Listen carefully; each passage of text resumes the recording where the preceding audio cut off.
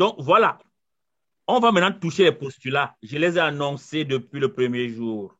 On y est enfin. Les postulats PNL, ce sont en réalité ce qu'on peut aussi appeler les croyances des PNListes. Parce qu'on nous a vendu ça, nous on a acheté aussi ça. Tout le monde a les croyances. Hein.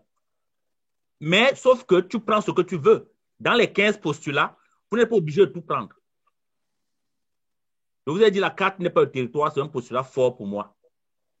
Et je vais vous dire les postulats qui pour moi sont forts, mais vous pouvez, ça peut ne pas être fort pour vous. Il y a d'autres qui peuvent vous parler moins que ou plus que d'autres. OK? Donc, on commence par on va peut-être faire le tour. Nathalie, Adaraël, Joséphine. Donc, Nathalie va lire le premier postulat. On va voir si c'est nécessaire de commenter. Adaraël va lire le deuxième, ainsi de suite. Donc, je vais nommer un peu pour qu'on soit plus, qu'on participe. Oh, excusez-moi. Premier postulat, Nathalie. Premier postulat, la carte n'est pas le territoire. Nous percevons le monde à travers nos filtres, croyances, histoire de vie, culture, nos sens, etc. Chaque modèle du monde est unique. La représentation que l'on se fait d'une personne n'est pas la personne. Le problème est d'être enfermé ou d'enfermer quelqu'un dans une carte, représentation entre guillemets, entre parenthèses, et le risque est de vouloir que l'autre adopte absolument notre propre vision de la carte du monde. Il n'y a pas de modèle du monde plus vrai que d'autres. Comprendre ce postulat permet une plus grande ouverture d'esprit et une meilleure communication. Il y a plusieurs chemins pour se rendre à Rome. Merci. Merci. C'est bon, je crois que c'est clair, non? Deuxième postulat, Très Adaraël. clair. Oui, c'est très clair. Merci beaucoup. Merci beaucoup. Adaraël, deuxième postulat. Deuxième postulat, les limites sur lesquelles nous butons ne se trouvent généralement pas dans le monde, mais dans la représentation que nous en avons. Autrement dit, c'est dans ta tête, ce n'est pas dans le monde. Est-ce que vous vous rappelez de l'histoire que je vous ai lue hier, l'histoire de l'âne? L'âne il est attaché, il n'est même pas attaché, mais dans sa tête, il pense qu'il est attaché, il reste là. C'est dans nos têtes. C'est dans nos têtes. Ça se passe là. Ça se passe là. Le colonisé n'est pas colonisé. Le colon est parti depuis, mais la colonisation est restée dans nos têtes. La chaîne est là, dans la tête. C'est dedans. L'esclavage est fini, mais les esclaves restent. Alors qu'il n'y a même plus de maître dans leur tête. Et ils enseignent l'esclavage à leurs enfants. Ils enseignent la colonisation à leurs enfants. C'est dans la tête. La PNL, moi, ma mission avec la PNL, c'est justement ça. Moi, me décoloniser moi-même. Et si je peux aider, ne serait-ce qu'une seule personne à se décoloniser. C'est là-dedans. Merci beaucoup, Adaraël. Joséphine va nous lire le prochain. Postulat 3. Mieux vaut savoir comment ça marche plutôt que pourquoi ça ne marche pas. Ça vous inspire, non? On est soit pourquoi ça ne marche pas? Pourquoi? Est-ce qu'on s'est seulement posé la question comment ça marche?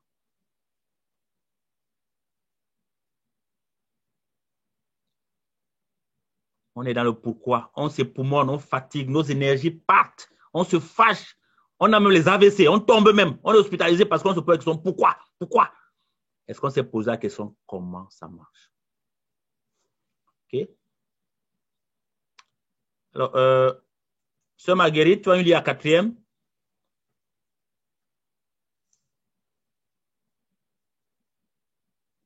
Sœur Marguerite est là? Et tu peux ouvrir ton micro, on t'entend pas, Sœur Marguerite, s'il vous plaît. Nous faisons toujours le meilleur choix. Dans chaque situation, nous faisons de notre mieux en faisant le meilleur choix possible par rapport à par rapport aux formations dont nous disposons à ce moment-là. Oui, par rapport aux informations dont nous disposons à ce moment-là. C'est ça. Merci beaucoup, Sœur Marguerite. Nous faisons toujours le meilleur choix. Toujours. Toujours. Par rapport aux informations dont nous disposons. Toujours. Même lorsque le résultat n'est pas bon, c'est la meilleure chose qu'on aurait pu faire en ce moment-là. Et souvent, nous critiquons les gens parce que nous ne sommes pas à leur place. Quelqu'un va dire, mais pourquoi Cyril peut avoir fait ça? C'est la meilleure chose qu'il pouvait faire en ce moment-là. Par rapport à ce qu'il avait comme information, par rapport à ce qu'il avait comme... Il ne pouvait que faire ça. Là, nous sommes à partir de l'âme, hein? À partir de l'énergie et l'âme. On n'est pas à partir de l'ego. Parce qu'à partir de l'ego, on va commencer à critiquer que non, il ne peut pas faire ça. Il pouvait faire mieux. Non. On est dans la bienveillance. Dans l'amour inconditionnel, dans le respect, on dit, il a fait son mieux. Il a fait son mieux. Hier, j'écoutais une vidéo de l'ancien président du Tchad qui est décédé. C'était très puissant, cette vidéo. Il dit, je suis un homme malheureux. Je n'ai jamais été heureux. Je n'ai pas eu une enfance. Mon enfance a été volée par la guerre parce qu'il est entré, adolescent, il était dans la guerre. Il est sorti de la guerre, il avait 38 ans pour devenir président de la République. Il n'a jamais eu d'amis comme tel, il n'a jamais vécu une vie de jeune, rien, rien. Et il disait à un journaliste, j'ai toujours été malheureux, je n'ai jamais été heureux. Et presque toute sa famille était morte en guerre, hein, vous savez ça. Ses frères, ses soeurs, ses parents, tués. Donc, c'est un gars qui ne connaît que les larmes, ne connaît que ça. Lui-même, il est mort comme les autres, comme les autres de sa famille. Il n'a connu que la guerre, la violence. Et il disait à un journaliste, vous croyez que je suis heureux? Il dit en 2008, je voulais partir. J'ai dit, je pars. La France m'a dit, tu ne pars pas. On lui dit, mais vous avez changé la Constitution. Il dit, je n'ai jamais changé la Constitution. C'est les France qui est venue, ils ont envoyé les constitutionnalistes. Je ne connais même pas le nom de ces gens-là qui sont venus changer la Constitution du Tchad. Waouh, c'est un chef d'État qui dit ça. Ils sont venus changer la Constitution. Et c'est encore eux qui me critiquent dans leurs médias. C'est eux qui viennent changer la Constitution, qui me disent, tu ne pars pas. Ils viennent encore me critiquer dans les médias. Avec ça, tu comprends ce que la PNL nous dit. On a... Non, c'est pas ce que Marguerite a dit. Nous faisons toujours le meilleur choix. Donc, vous voyez, la PNL nous rend plus tolérants. On comprend que les gens, en tout cas. Cyril, je voulais dire que c'est aussi très thérapeutique quand on l'applique à soi-même, parce que ça nous fait comment dire, nous pardonner en fait certaines choses que sinon ça aurait été que des souffrances à se flageller en fait pour des choses qu'on a fait, et à pardonner aussi les erreurs des parents, etc. En se disant ils ont fait ce qu'ils ont pu. Ouais. C'est très beau. Merci de ramener ça à nous. Quand mon oncle me disait, celui qui m'a élevé, m'a éduqué, il disait le blanc est Dieu. Vous pensez qu'il le faisait pour me faire du mal? Non. Il pensait bien faire, hein? C'est ce qu'il savait. Il dit le blanc est Dieu. C'est ce qu'il savait. C'est ce qu'il savait. Le blanc est Dieu. Donc maintenant, quand je le vois, quand je l'écoute, je dis, le pauvre, on ne donne que ce qu'on a. On ne donne que ce qu'on a. On ne donne pas ce qu'on n'a pas. C'est pour ça qu'on dit formons-nous. Parce que plus, il y a un postulat qui va le dire tout à l'heure. Je ne vais pas aller vite en besoin. Alors, Étienne, je vais lire le prochain postulat, s'il vous plaît. Postulat 5. Plus on a de choix, plus on a de possibilités de réussir et d'atteindre nos objectifs. Posséder plusieurs cordes à son arc permet de réajuster son tir et de mieux atteindre son objectif. Ouais, c'est ça. Plus on a de choix, plus on a de possibilités de réussir. Mon oncle qui avait juste fait son CEP, qui n'a jamais été au collège, qui n'a jamais été exposé à l'esprit critique, qui a toujours reçu que le colon blanc est Dieu.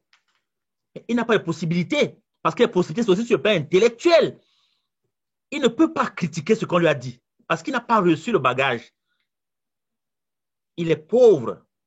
Il ne peut donner que sa pauvreté, en toute sa générosité. Mais il ne peut donner que sa pauvreté. On dit méfiez-vous de l'homme qui a lu un seul livre. C'est ça le fondamentalisme, non? Il est écrit, il est écrit, il est écrit. Il peut tuer à cause de ça. Il est écrit dans son petit livre qu'il a lu. Mais dans la vie, il n'a pas qu'un seul livre. Il oublie que toi aussi, tu peux aussi lui dire que j'ai aussi lu d'autres livres ou écrit autre chose que ça. Mais lui, il n'est pas d'accord, il n'est pas prêt à t'écouter. Hein? Parce que dans son petit livre, il est écrit une chose. On la PNL, vous êtes à être tolérant. Tolérant. Tolérant. Oh, on va écouter maintenant une voix qui nous vient de Dakar. Joséphine. Geneviève. Sixièmement, derrière chaque comportement, pensée ou émotion, il y a une intention positive. Trouver l'intention positive derrière un comportement ou une communication est un défi en soi, mais il nous permet d'envisager de nouveaux choix et de nouvelles façons de faire. Cela nous permet de mieux nous adapter et de donner accès à de nouveaux comportements. Merci beaucoup. C'est un postulat que le coaching utilise beaucoup. On pose souvent la question, quand quelqu'un vient, il te parle de quelque chose de négatif qui est arrivé, il se plaint, on dit, quelle est l'intention positive derrière ce qui t'est arrivé? Remarquez très bien, nous sommes les parents. Quand un parent, moi, je peux en parler, mais je ne l'ai jamais fait depuis que je suis arrivé ici au Canada. Mais quand j'étais au Cameroun, parfois, je fessais mes enfants. Quand je fesse un enfant, quelle intention positive qu'il y a? Est-ce qu'il y a une intention positive derrière quand on fesse un enfant? Est-ce que le parent le fait pour le tuer? Est-ce qu'il le fait pour le blesser? Est-ce qu'il le fait pour l'humilier? Il y a une intention positive. C'est ça qu'il faut aller chercher. Derrière chaque action, derrière chaque intention, derrière chaque pensée, il y a une intention positive. C'est laquelle? Même lorsque quelqu'un se fâche, il gronde, il crie, il y a quelque chose. Quand un bébé pleure, ne dis pas il pleure pourquoi, il aime trop pleurer. Il y a une intention positive derrière quelque chose. Il y a toujours une intention. En fait, il faut toujours se dire ça. Il faut toujours se dire ça. En PNL, oui. Il faut toujours chercher l'intention positive. Même derrière un comportement qui, entre guillemets, serait négatif, il y a une intention positive. Je vous dis, quelqu'un qui va voler dans un supermarché ou ailleurs, posez-vous la question, il y a une intention positive derrière son acte qu'il pose. J'ai suivi une vidéo sur YouTube. Il y a un jeune Camerounais qui est rentré au Cameroun, il s'appelle Philippe Simo. Je le cite parce qu'il est public. Hein. Il a créé Investi au pays. Investi au pays, il est très connu, hein, ce gars. Et il a embauché les jeunes Camerounais qui travaillent avec lui. Alors, il y a un Camerounais qui a volé 300 €. Voler, c'est que un client a envoyé l'argent, il a utilisé cet argent, il n'a pas versé dans la caisse, il a utilisé ça pour soigner sa grand-mère qui souffrait du cancer, pour qu'on lui fasse une chimio au Cameroun. Donc, le jeune se disait, ma grand-mère va mourir. Mais la grand-mère finalement mort toujours, mais il a quand même fait quelque chose. Alors, ce gars était très humilié, ce jeune. Philippe Simon a fait une émission pour dire, il m'a escroqué, il a volé, voilà comment les jeunes, on leur donne leur chance, ils ne veulent pas la saisir. Oui, si on l'écoute, oui, il y a quelque chose dans ce qu'il dit. Le vol est le vol, le mal est mal.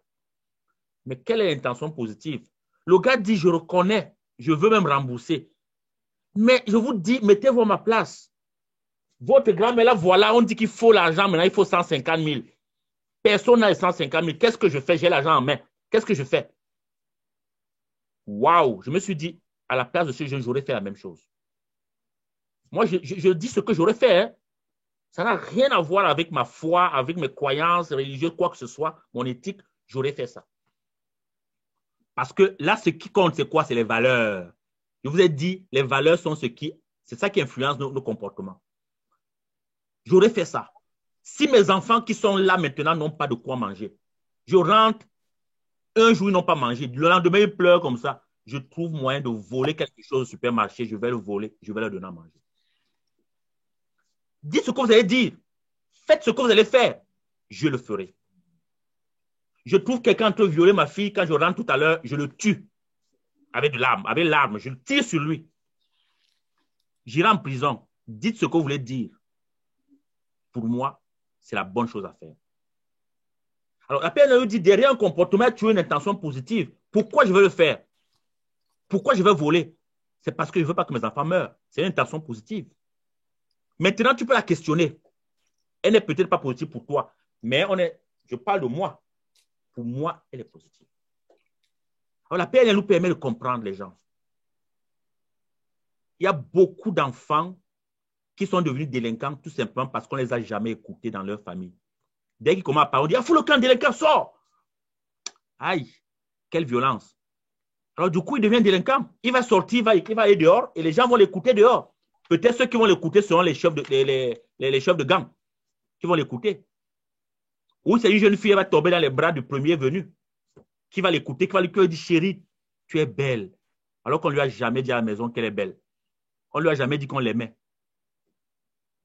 Quelqu'un va lui dire, je t'aime, il va dire, oh, c'est comme une révélation. Donc, la PNL nous aide aussi à ça. Très important. OK? Junior, septième postulat. On ne peut pas ne pas communiquer. Même quand nous ne parlons pas, nous communiquons. L'expression d'un visage en dit souvent plus que notre langage verbal. La PNL prend en compte tant le langage verbal que le non-verbal, lequel donne accès tant à des informations conscientes qu'inconscientes. Merci beaucoup. On n'a pas le temps, mais je vous ai donné les exercices là, dans le guide du participant sur le VACOC, donc l'écoute, la communication. Par exemple, quand on parle du langage, okay? Le langage verbal, c'est une forme. Mais il y a 3 formes. La PNL nous dit qu'il y en a 3. Il y a le verbal, il y a le paraverbal et le non-verbal. Je prends l'exemple, bon, le verbal, tout le monde connaît, mais prends l'exemple du paraverbal. Quelqu'un te dit,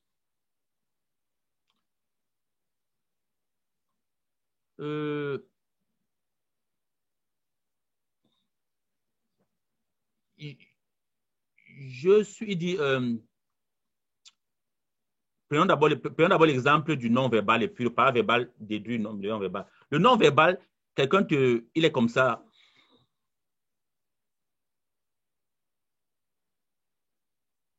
Tu lui dis, est-ce que tu es content? Il dit oui. Je suis très content, je suis heureux. Alors, quand il a dit je suis heureux, je suis content, le paraverbal, il dit je suis heureux, je suis même l'homme le plus heureux au monde, je suis très content. Waouh! Il est en train de te dire là quoi? Qu'est-ce qu'il faut comprendre? Est-ce que c'est qu'il a dit? Est-ce que c'est ce que tu vois? Comment tu vois ça? Anissé? Mais j'avais juste une question. Vas-y, Anissé, vas-y, bien sûr. Mais est-ce qu'en disant ça, en prenant cet exemple, à partir de quoi je le juge? Est-ce parce qu'il y a déjà des canons de la joie? Je ne juge pas. Bon, non. À partir de quoi j'apprécie au-delà du jugement? D'accord. À partir de quoi j'apprécie, si lui, de par sa posture, il estime qu'il est joyeux, sur quoi je pars pour douter? Je ne doute pas. Mais je dis tout simplement Voilà. que quelqu'un qui est comme ça. Mais justement, c'est parce que je suis mobilisé par un présupposé qui me fait croire que quand on est joyeux, on doit faire ça. Ou bien on doit sautiller, ou bien... Mais voilà, c'est aussi un peu... c'est ça que je voulais... Anissé? Oui. Anissé? Cyril? Mais ah, d'accord. Michel, vas-y. Oui, ok, d'accord. Par exemple, pendant le dernier cours, oui. on est parti au-delà du temps imparti au cours et quelqu'un a dit il vous a dit pour blaguer, nous avons bien respecté l'heure. Ça, c'est le paraverbal. Ça Oui. veut dire, on dit une chose alors qu'il y a une autre idée qui se cache dedans. C'est ça. Et ça part de l'observation. Or, la PNL utilise justement notre environnement, l'environnement autour de nous, pour observer les phénomènes et prendre conscience du comportement qu'il faut adopter. Un peu d'ironie. Merci, Michel. Je voulais compléter Oui, Nathalie. un Oui. peu. Oui. Quand on parle du langage non verbal, il y a des codes. Il y a des codes du langage, comme il y a le code de la route. Et c'est pour ça qu'il y a des émoticônes qui nous aident. On sait que quand on fait comme ça, c'est le smiley, c'est le sourire. Ça veut dire qu'il y a des codes communs à toutes les langues. C'est pour ça que si quelqu'un nous dit que je suis content et qu'il a la mine triste, on va estimer que on est dans le paraverbal, ça veut dire qu'il dit le contraire de ce qu'il pense. Oui. J'ai bien entendu ça et je crois que ça répond très exactement à ce que je voulais entendre. C'est ça. C'est-à-dire que pour une fois, la PNL semble nous dire que ben voilà, il faut qu'on développe notre autonomie, qu'on soit nous-mêmes. Comment tu dis ça, que la carte n'est pas le territoire, mais voilà, subitement, on est dans les codes. Oui. C'est pour ça que je voulais réagir, en fait. Oui, c'est ça. Merci. Merci beaucoup, Anissé. Merci pour ta réaction. Et Cyril, après Adeline. Oui, mais là, je vais dire qu'on retombe sur la représentation également. Parce que tout à l'heure, on a dit que le monde n'était pas la représentation de ce qu'on se faisait du monde. Mais là, on retombe aussi sur la représentation. Donc, en fait, le monde est aussi... Oui, mais il faut pas juger la représentation au premier plan, c'est ce que je comprends, mais plutôt essayer de la comprendre. Il ne faut pas juger, mais il faut comprendre la représentation. C'est beau ça, Adeline. Merci beaucoup, Adeline. Merci. Cyril? Je voudrais dire que la PNL ne nous écarte pas de l'objectivité. Je peux faire un constat, un fait. Comme Nathalie parlait de code, c'est un fait. Comme en médecine, si on a un genou tuméfié, je ne peux pas dire que c'est ma représentation. Le genou est tuméfié et il est chaud. Et ça veut dire A, B, C. Est-ce que ça, c'est un code? Je ne sais pas. Est-ce que ça veut dire que la PNL va remettre en question même les sciences objectives? Je sais que même 1 plus 1 égale 2 si on est dans la base 10 en mathématiques. 1 plus 1, c'est 1, 0 si on est dans une autre base. Oui, mais est-ce que la PNL nous empêche? Un constat, c'est un constat. Un fait, c'est un fait. L'interprétation, l'analyse qu'on en fait, c'est autre chose. C'est ça. C'est ce que je voulais dire. Exactement. Merci beaucoup. Hein. Et ce postulat dit qu'on ne peut pas ne pas communiquer. Je veux dire, tous, Adeline est, voilà comment elle est. Un autre peut être comme ça. Un autre peut être, quelqu'un d'autre peut être couché. Un autre, on est toujours en train de communiquer. Quelqu'un qui est couché, ça peut signifier plusieurs choses. On n'est pas, je ne peux pas dire que parce qu'il est couché, ça veut dire qu'il est fatigué. On ne peut pas ne pas communiquer, Cyril. C'est le titre d'un ouvrage de Dominique Walton. Voilà. Et ça, c'est un postulat à la PNL très fort. C'est-à-dire, tout est communication. Tout. On ne peut ne pas communiquer. Quelqu'un qui est couché, vous avez vu quand le cardinal est décédé, il y a des gens qui sont amusés à passer les vidéos pour prouver qu'il est vraiment mort. On ne peut ne pas. Je veux dire, qu'est-ce que je veux dire? Je veux dire, quelqu'un qui est couché, ça peut être qui dort. Ça peut être qui est mort, effectivement. Oui, s'il te plaît, Cyril. Donc, c'est très important. Oui, Michel. Oui, je crois que, comme elle a dit là, Nathalie, tout à l'heure, il y a Jacques Salomé, qui est psychosociologue français, qui travaille sur la communication interpersonnelle, qui le dit d'une manière très claire. Il dit que l'homme est un prisonnier des communications. C'est-à-dire que le silence ne veut pas dire qu'il ne communique pas. Parce que Jacques Salomé trouve que l'homme a deux façons de communiquer. Une communication avec lui-même qu'il appelle justement la communication intrapersonnelle et une communication avec les autres et la nature, qui est la communication interpersonnelle. Et dans la communication interpersonnelle, ça ne s'arrête pas seulement entre les hommes, mais on communique avec le ciel dans l'Afrique, on communique avec l'eau, on communique avec les morts. Donc, un être humain est un prisonnier de la communication. Très Mais bien. Cyril, je voulais aussi dire quelque chose. Oui, vas-y. Le problème à ce niveau, le problème qu'on a soulevé, c'était au niveau de l'exemple que tu as donné. On est parti de cet exemple en parlant du paraverbal. C'est-à-dire que tu communiques, mais tu communiques autre chose de ce que tu dis. Oui. Et c'est là la problématique. Il faut faire comment faire le discernement. C'est-à-dire que je ris, mais on me voit avec les larmes et je dis que je suis contente, je ris. Oui. Je ne sais pas. C'est ça qui est un peu... On ne juge pas, on n'interprète pas, on questionne. C'est-à-dire, en cas de doute, pose la question. Anissé, es-tu fatigué? Il dit, pourquoi? Parce que je t'ai vu comme ça. Parce que la carte n'est pas le territoire. Ça, c'est ma carte. Mais il faut que je m'assure que c'est la même carte, la même carte mentale que Anissé. Anissé est comme ça. Pour moi, être comme ça, c'est être fatigué. Alors que pour Anissé, ça peut ne pas être ça. Mais je dois accepter que ça ne soit pas ça. C'est ce qu'on veut dire là. Pas autre chose.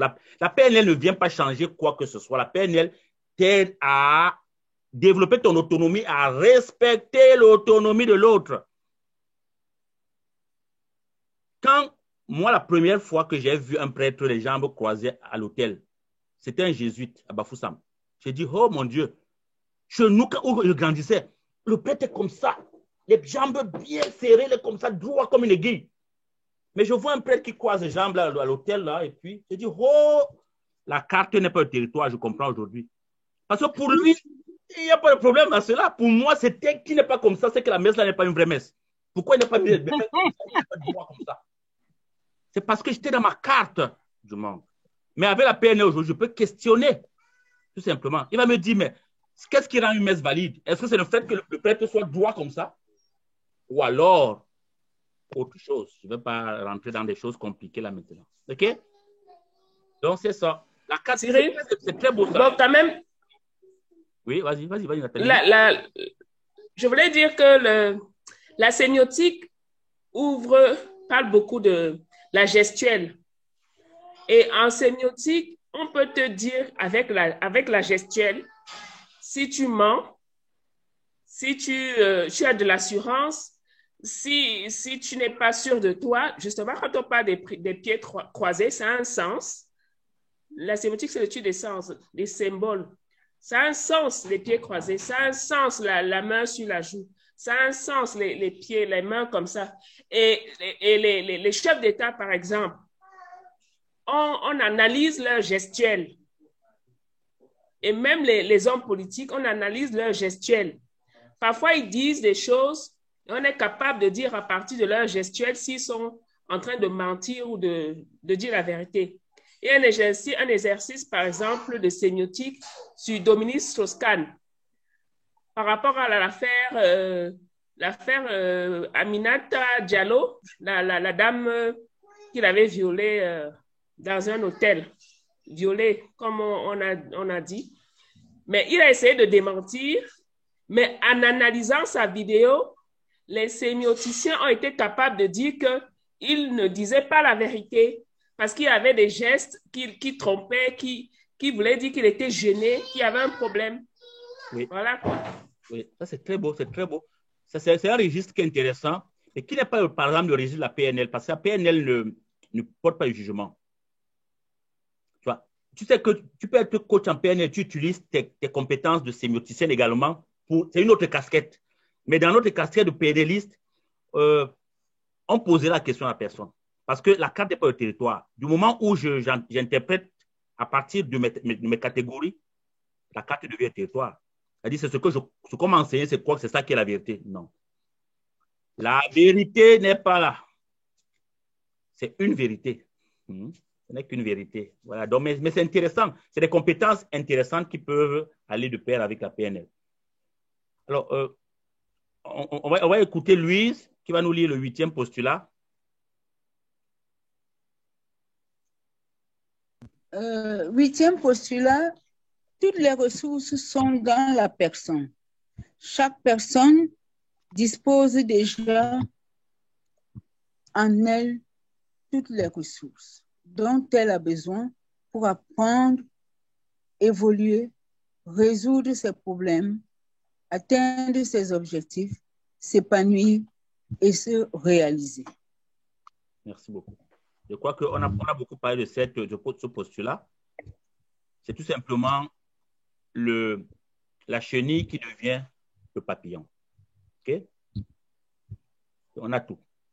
Une chenille qui est là, mais qui va devenir le papillon, qui va aller où il veut. Où il veut. Donc, c'est ça. On a tout en nous.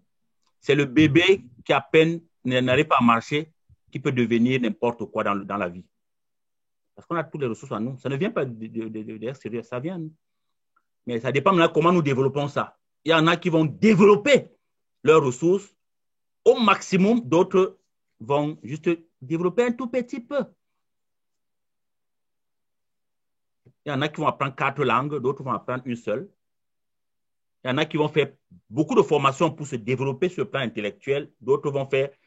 Il y en a qui sont limités seulement à la formation qu'ils ont reçue au lycée ou s'ils ont fait l'université, s'ils ont fini en 3e année. Il n'y a que ça qu'ils ont toute leur vie. Hein.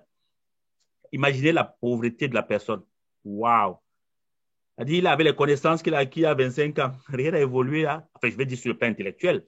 Il a peut-être lu quelques livres, mais souvent, ça n'arrive même pas. Il y a des gens qui ne lisent pas. Passe une année sans lire aucun livre. Bon, on a toutes les ressources en nous et ces ressources, on peut les développer, on peut devenir qui on veut. C'est ce que la PNL nous dit. Tu deviens qui tu veux.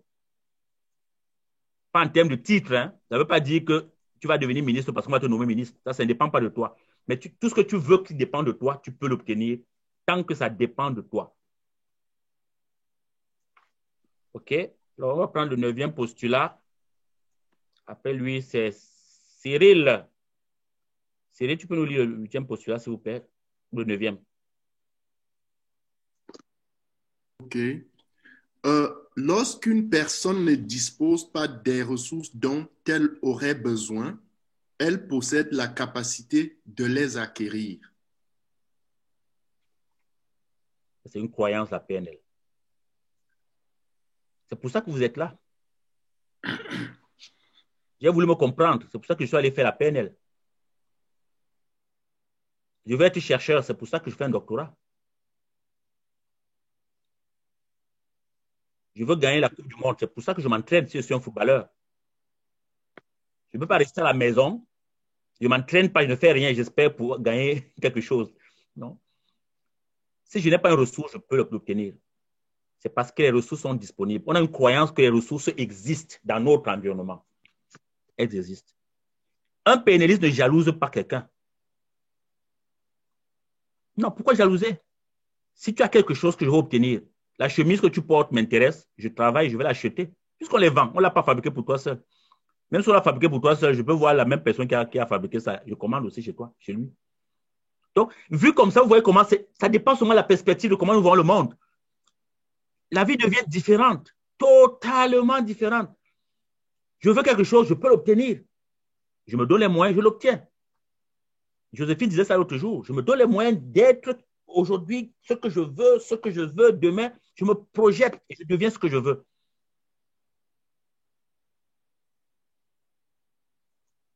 OK? Oh, le 10e postulat, qui n'a pas encore lu. Marie-Noël, tu veux nous lire? OK. Allô? Oui. Le niveau inconscient de la communication est le plus important. Dans un entretien, c'est le niveau inconscient de la communication qui détermine le sens que prendra la relation. Très important.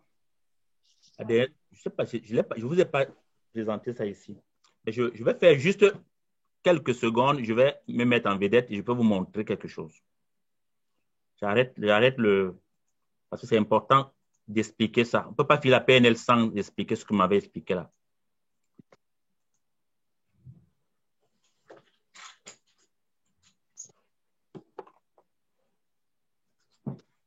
chers collègues,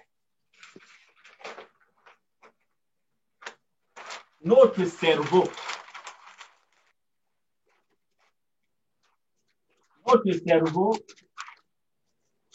a deux dimensions.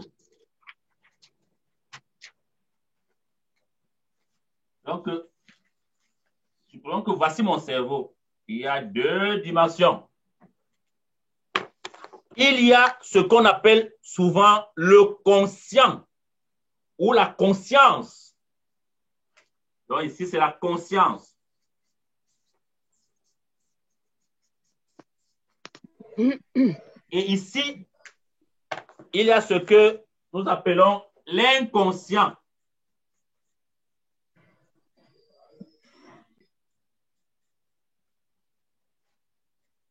La conscience, c'est ce qui est présent en permanence dans ton esprit et ce à quoi tu as accès en permanence dans ton esprit. Par exemple, je te pose la question, comment tu t'appelles? Pim! La conscience. Tu sais. 1 plus 1 égale combien? La réponse, c'est là. Quel est le nom de ta première fille ou ton premier enfant ou de ton enfant? Tu donnes. Quel est le nom de tes parents? Tu vis dans quelle ville? Donc, ça, c'est des informations. C'est là, c'est disponible. C'est là. Alors, parmi les choses que nous avons apprises, il y en a qui sont là, disponibles, accessibles en permanence.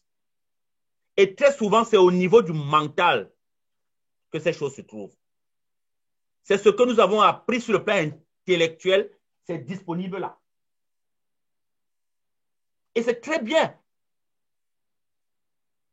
Ça nous permet justement d'être compétents, consciemment compétents.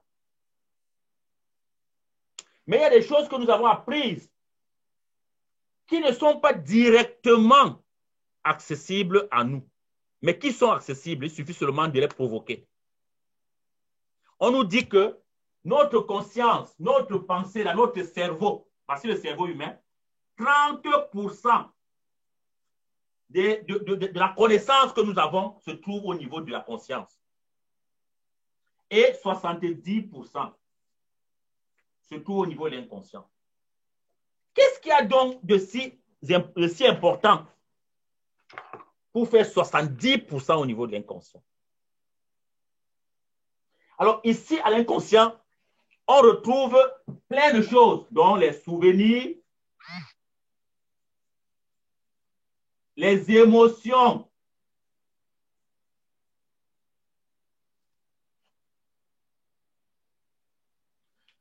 et il y a aussi toutes sortes de connaissances, toutes sortes de connaissances que vous avez acquises qui vont parfois se loger dans ce que les pédagogues appellent la mémoire à long terme. Tout ça est quelque part là. Alors, maintenant, on dit qu'en communication, le niveau inconscient est le niveau qui nous donne l'heure juste en communication. Pourquoi? Parce que le niveau inconscient est le niveau où se trouvent les émotions. C'est là où je voulais en venir. Et les émotions ne mentent pas. Nous pouvons faire notre malin si on veut, mais les émotions ne mentent pas. Quelqu'un peut ne pas vouloir, et c'est ce que Nathalie disait tout à l'heure, que parfois à travers certains gestes, quelqu'un peut ne pas vouloir qu'on sache qu'il a peur. Mais prenez-le. Vous voyez ce que Vladimir Poutine a fait avec Angela Merkel et le chien. Vous connaissez ça? Angela Merkel a la phobie des chiens. Elle a peur des chiens. Elle a tellement peur des chiens qu'elle ne supporte pas un chien à côté d'elle. Alors, quand le président russe reçoit Angela Merkel, il vient avec un chien, un gros chien. Alors, Madame Merkel, elle panique, elle est là, et le chien va vers Angela Merkel comme s'il allait mordre. Poutine appelle le chien, il dit, allez, viens ici. Le chien obéit à Poutine, il vient, caresse. Après, il amène le chien. Angela Merkel, quelle information le niveau inconscient. Alors, c'est une femme, c'est quand même la femme qui est à la tête de la première économie européenne. Attendez, c'est comme l'Allemagne, là. L'Allemagne ne doit pas avoir peur devant la Russie. Mais qu'est-ce qui s'est passé? Ce n'est pas sa tête qui avait peur, ce n'est pas sa pensée, c'est qu'elle sait qu'elle a quand même, mais c'est au niveau inconscient, les émotions. Si là maintenant je prends un serpent, je lance derrière vous et que vous avez la phobie des serpents comme moi, si un serpent surgit dans mon bureau, sachez que le cours est fini. Hein. Je n'entre plus dans ce bureau 6 mois, le cours est fini. Moi, je ne vais plus entrer dans ce bureau. Ça sont mes peurs. Ce sont mes peurs, c'est le niveau inconscient. Alors que je sais très bien que je dois continuer, peut-être. Non, je ne vais plus rentrer dans ce bureau. Donc, c'est très important. Et en PNL, on nous dit, ça, c'est important. Il faut faire attention aux émotions. La PNL agit au niveau des émotions. C'est pour ça que je vais dire l'autre jour qu'on n'est pas au niveau d'ici. On n'est pas là. On est là. Parce que c'est là-bas qu'on va chercher ce qu'on ne peut pas manipuler facilement. S'il y a un conflit dans votre vie entre vos émotions et vos connaissances, les émotions auront toujours le dernier mot. Toujours le dernier mot. Par rapport à entre émotions et pensée, les émotions ont toujours le dernier mot. Entre le fait de théoriser le deuil et qu'on vous annonce là maintenant que la personne que vous aimez le plus au monde est décédée, vous ne savez pas la théorie là, on a écrit un livre que voilà comment on gère un deuil. Pour gérer le deuil, il faut. Oui, on ne sera plus dans le comment on gère le deuil. Tu vas gérer ton deuil. Ça ne sera plus les affaires de qu'on t'a appris comment on gère un deuil. Ce n'est plus ça. On a beau te dire. Je vais terminer. Attends un peu, Louise. On a beau te dire ce que veut dire tomber amoureux ou tomber amoureuse. Tu ne peux savoir ce que ça signifie que le jour où tu tombes amoureux ou tu tombes amoureuse. On a beau te dire ce que veut dire être sous. Le jour où tu es sous, que tu sais ce que signifie être sous. Quand tu commences à marcher comme ça, là, tu veux te mettre debout, tu n'arrives pas. Là où tu dis, ah, c'est ça qu'on appelle être sous. Tu as beau lire les livres sur l'alcool, tu ne sauras pas ce que ça veut dire. Les émotions. La peine agit au niveau des émotions. Oui, Louise, tu peux parler, excuse-moi. La dernière phrase, elle m'a donné la réponse. Parce qu'en fait, je voulais dire que c'est là où se trouve la difficulté. Et quand on parle du changement en soi, et c'est à ce niveau-là, parce qu'il faut entrer dans son inconscient et ressortir ce qui est caché là-dedans pour être soi-même. Et quand tu as dit la PNL, tu as donné la dernière phrase là, je crois que c'est là où la PNL doit travailler en nous. Et je sais donc pas si c'est pas la méditation qu'on va obtenir ce changement. Je sais. Mais c'est le plus. Quand tu nous demandes même le travail qu'on fait, parce que ce que nous faisons comme travail là, ça peut être que ce n'est même pas par là que tu dois passer. On est à la découverte de ça. Avec la formation que nous sommes en train de faire là. Les gens vont se découvrir. Ils seront peut-être autre chose que ce qu'ils pensaient être leur vie réelle. C'est ce que je voulais dire. Merci beaucoup, Louise. C'est très bien. Merci. Merci beaucoup. Je t'en prie. Merci.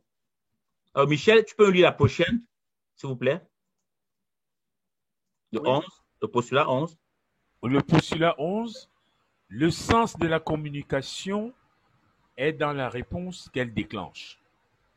Ce n'est pas ce que vous dites qui est important, mais bien ce que l'autre en a compris. Sa réaction vous donnera des indices sur l'impact que vous avez eu sur lui. Merci beaucoup. C'est ce que Louise Sopi disait. C'est pour ça que nous sommes les semeurs. Hein. Je ne peux pas savoir ce que ça fait en vous. Nous sommes les semeurs. Chacun prend ce qu'il prend. Chacun prend ce qu'il prend. Il prend ce qui intéresse.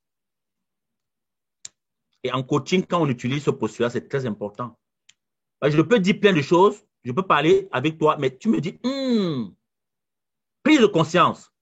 Dès qu'il y a une prise de conscience, c'est la piste. C'est là où il faut aller. C'est la réaction. C'est l'effet que ce que je dis en toi, c'est ça qui me donne l'orientation. Ce n'est pas ce que je dis. Je peux dire les choses, ce n'est pas ça qui est important. Mais c'est l'effet. Moi, quand j'assiste à des formations, il y a parfois, j'écoute une parole, elle est suffisante. Je peux continuer à écouter tout ce qu'il dit, mais la parole, elle suffit. Elle suffit.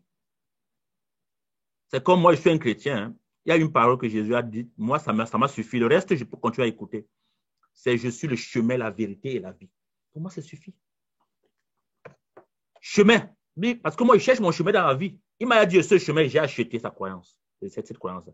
Je suis la vérité. Donc, quand je veux avoir, je vais vers lui, je lis. Je suis la vie parce que je ne veux pas mourir. Je ne veux pas mourir. Je veux la vie éternelle. Donc, du coup, pour moi, ça me suffit. Hein? Donc, on peut continuer à dire tout ce qu'on veut. Parle-moi de l'enfer, c'est ton problème. Moi, je ne cherche pas l'enfer, je cherche la vie.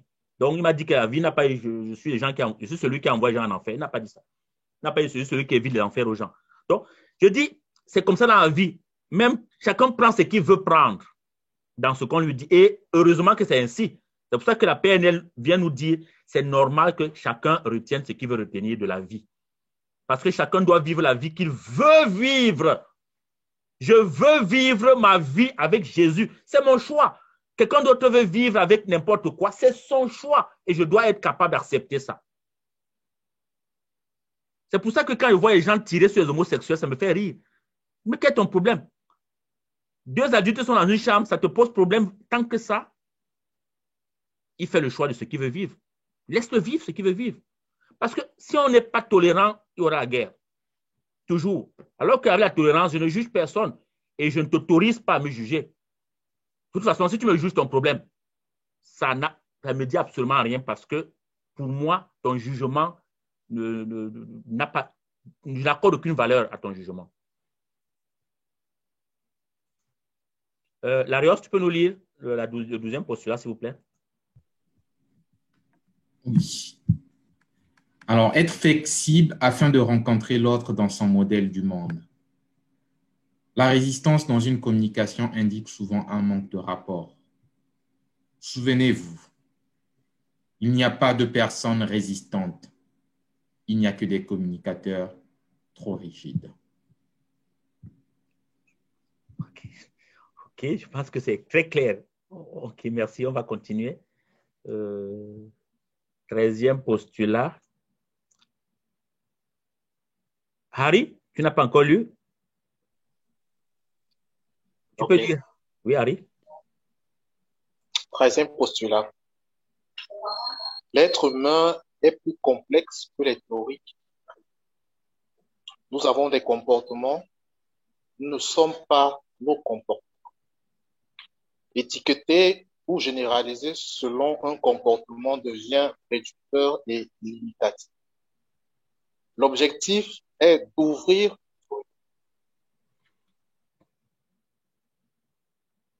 Merci. L'objectif est d'ouvrir nos horizons. Merci beaucoup, Harry. Nous avons des comportements, nous ne sommes pas nos comportements. On l'a dit hier. Donc, c'est ça. On ne peut pas dire appeler quelqu'un criminel. Il n'est pas un criminel. Il a commis un crime.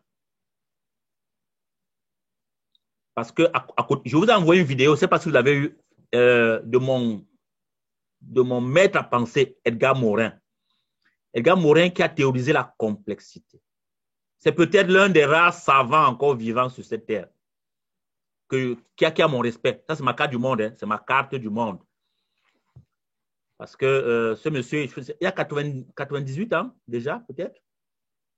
Il est vif, hein? Il a quel âge, Anissé? Oui, quelque chose comme 98, 99. Oui, bientôt là, 100 ans. Et il continue à faire des conférences, ce monsieur. Il théorise, même avec la COVID, il sort des... Bon, ce monsieur est d'une intelligence, mon Dieu. Il fait des conférences à 99 ans. Mais oui, bien sûr. 19 ans. Ce monsieur-là, Edgar, je vous envoie une vidéo dans nos forums là. Edgar, voilà. Tu as un livre sur Edgar Morin, c'est sur l'éducation, je crois. Oh, la pensée complexe, c'est ça, exactement. J'ai toute la méthode. Hein. Tu as la méthode, exactement. C'est plein de volumes là. J'ai toute la collection de la méthode. Voilà quelqu'un. Quelqu'un, il te dit que c'est normal que tu sois bon et mauvais en même temps. C'est normal parce que les choses sont complexes. C'est-à-dire, chaque chose est en même temps son contraire. Chaque personne est en même temps sa part d'homme et sa part de lumière. Nous sommes tout ça. Quelqu'un va être gentil aujourd'hui, demain, il va t'engueuler. On le voit très bien. Moi, c'est ma cas du monde. En Afrique, on voit les copines. Elles sont copines, mais le mois suivant, tu vois la fille marcher seule. Tu dis, mais oh, ta copine, la copine de qui? Tu vas bien regarder. La fille qui est méchante comme quoi. Tu dis, mais waouh, vous étiez copains hier, la copine hier, maintenant c'est devenu. C'est comme ça. Mais quelques temps après, tu les vois encore ensemble. Marco, viens, on va. Donc, on est tous à mélanger. On est tous à mélanger. Et la PNL nous dit, c'est correct que ça soit ainsi. C'est correct. Parce que l'être humain est plus complexe que ce que les théories nous disent. Heureusement d'ailleurs. C'est bon pour nos amitiés. On va écouter M. Zamé, le sage bantou. Oui, 14. Le cadre dans lequel une situation est perçue détermine le sens qu'on lui accorde. On peut aborder une situation sous des angles différents. Il suffit de changer le cadre pour changer le sens. C'est ça. Changer de cadre, tu changes de sens. C'est ça. Comment vous comprenez ça? Peut-être que je vais vous écouter cette fois-ci. Comment vous comprenez ça? Qui veut se lancer? Comment tu comprends ça? Monsieur Zamé, puisque vous avez le micro, comment vous comprenez ça? Oui, c'est-à-dire, on a parlé au début de l'environnement. Oui. L'environnement nous façonne et oriente nos manières d'agir.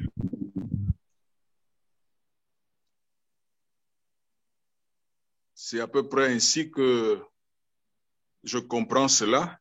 Oui.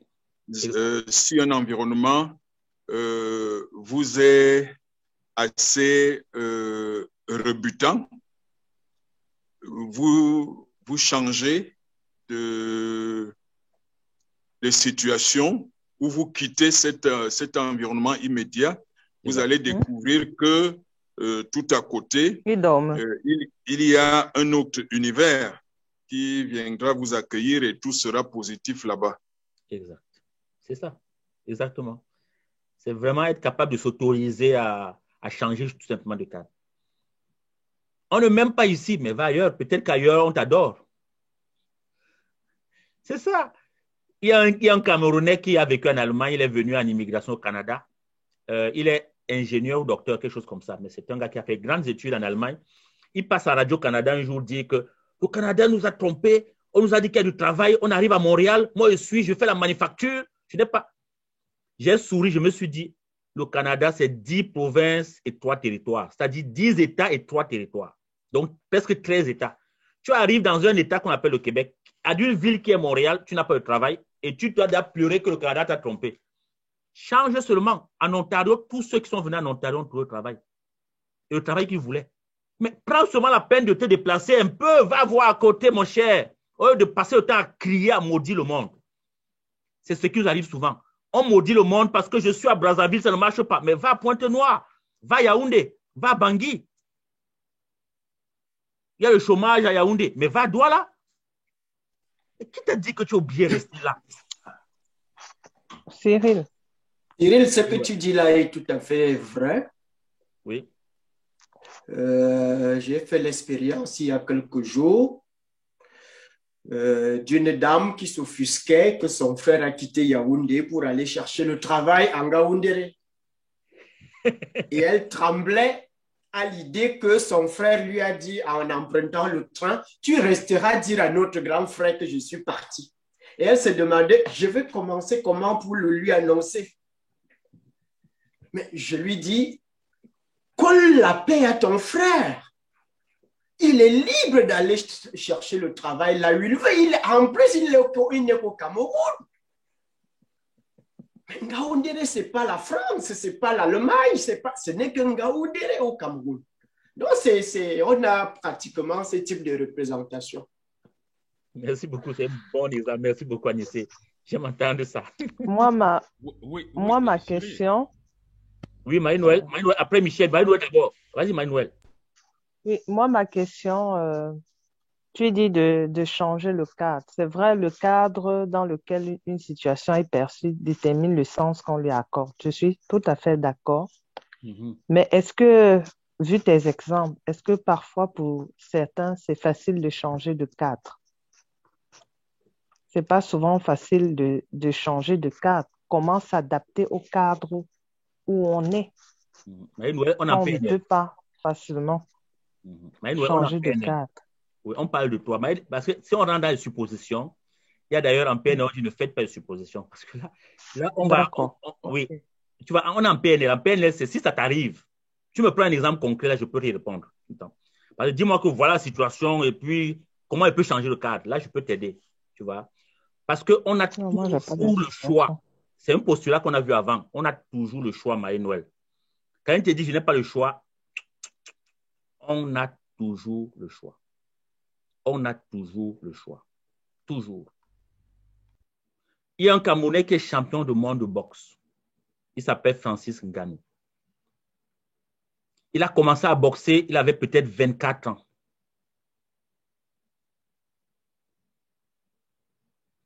Il est parti du Cameroun, il est parti comme les gens vont là, à travers la Libye, partout. Il est arrivé en France sans papier, etc.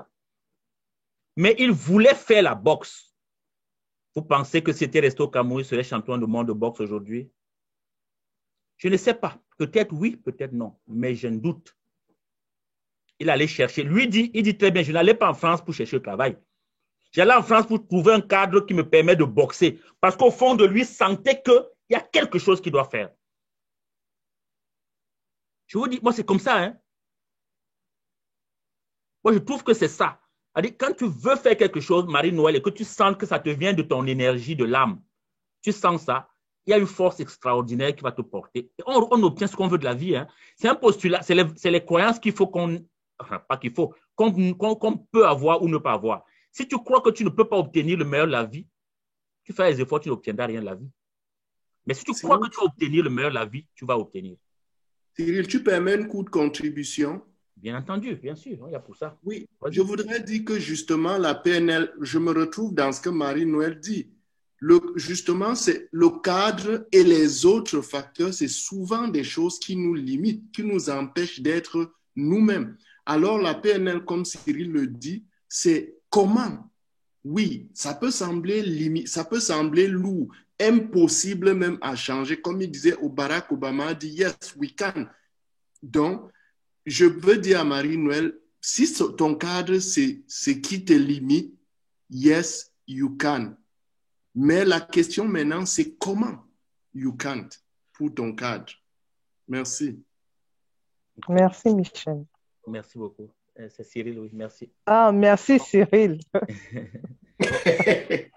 Bon. Merci, c'est Cyril. Michel voulait parler, Michel? Oui, je dis que le cadre dans lequel une situation est perçue détermine le sens qu'on lui accorde. Je veux donner un exemple. Ton micro est bas, Michel. Oui. Est-ce que ça va maintenant? Oui, c'est bon. Oui. Quand la crise du Covid est arrivée au Cameroun, alors on a arrêté l'école et tout. Nous étions tous comme des prisonniers dans le confinement, dans nos maisons. Mais mon petit frère a eu l'idée de a eu l'idée qu'on aille se reposer au village. On arrive au village, personne n'avait de bavette à la bouche, même si j'en avais dans les maisons. C'était carrément différent de la psychose qui se vivait à Yaoundé, où on étouffait avec les enfants et les femmes dans les maisons à regarder les films toute la journée ou des trucs. Donc, le cadre peut avoir un impact sur notre perception et c'est pourquoi on a commencé par l'environnement. Mais si on le change, on peut encore changer de perception et nos représentations aussi vont changer. Oui, tout à fait, tout à fait. C'est ce qu'on appelle les perceptions. Est-ce que je peux voir les choses différemment? Oui, bien sûr, Nathalie, absolument. Le cadre dans lequel une situation est perçue détermine le sens qu'on lui accorde. Je prends une situation conflictuelle dans le cadre d'une vie de couple. Oui. Et voilà la femme qui décide de changer de cadre. Changer de cadre peut vouloir dire aller repartir chez ses parents pour respirer un moment. Est-ce que ça va véritablement changer le sens? Ça va changer le sens, mais oui. Changer de dans cadre, le sens d'améliorer la situation ou d'empirer son cas, enfin. Parce que généralement, ça va être perçu comme elle a fui le mariage. Oui, oui, oui. Encore dans le regard des autres, mais changer de cadre ne veut pas forcément. Pourquoi perdre Cyril. En changeant de cadre, en rentrant chez ses parents, on va lui donner des conseils, on va lui parler et les parents vont arranger la situation. Il faut voir ça positivement. Il faut parler avec son mari. Ça peut ramener Ok, ça merci. peut ramener la paix. Merci, Louise. Michel, tu voulais compléter après Anissa. Michel, vas-y. Merci, Louise. Oui, je dis que changer de cadre ne veut pas forcément dire effectuer un mouvement physique, mais créer une négociation qui vous permet de comprendre comment, après avoir dit pourquoi on est comme ça, on revient au comment. Alors je me regarde, il se regarde, et puis on rentre dans une négociation qui peut améliorer la situation. Tout à fait. Donc, à la suite de Michel, je voulais justement préciser que le changement de cadre ici, moi, je le comprends simplement comme une dynamique, rentrer dans un processus de changement. Voilà. Oui. Si tu permets... De perspective. Oui. Change de perspective. Non, le cadre ici, pour moi, c'est le processus. Oui, ça peut être processus, ça peut être perspective. Oui, oui, exactement la même chose. Oui. Changer de cadre ici, ça permet de voir la situation, de voir l'éléphant sous un autre angle, de percevoir la situation sous un autre angle. Comme Michel le disait tantôt, à Yaoundé, ils se sentaient étouffés. Ils sont allés au village, la psychose est complètement partie et ils pouvaient se projeter d'une autre façon. Changer de cadre ici, je perçois ça comme ça me permet de ne plus voir l'éléphant avec l'environnement qui m'entoure, avec tout ce qui rentre. C'est ça, merci beaucoup. Merci. Okay. Merci. Jacques, tu peux nous lire le dernier postulat, s'il vous plaît?